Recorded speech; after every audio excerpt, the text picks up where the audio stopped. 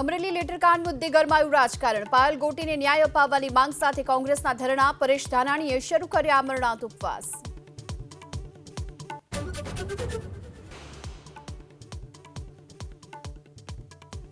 ટેકાના ભાવે ડાંગરની ખરીદીમાં કૌભાંડમાં 2ની ધરપકડ। એબીપી અસ્મિતાના અહેવાલ બાદ અજયસિંહ મહિડા, જયંતજી ઠાકોર ઝડપાયા। 5 હજુ પોલીસ પકડથી દૂર।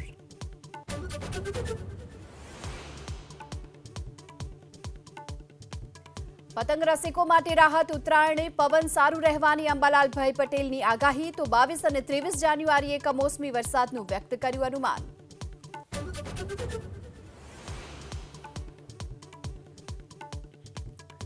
નકલી એએસઆઈ ઝડપાયું। અરવલ્લીના બાયડમાં પોલીસે નોકરી અપાવવાના નામ પર 6 યુવક સાથે લાખોની છેતરપિંડી કર્યાનો ખુલાસો।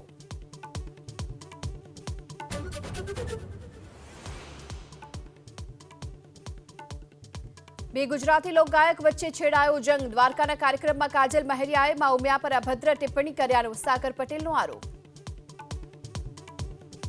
બેન બોલો શું કેવું છે?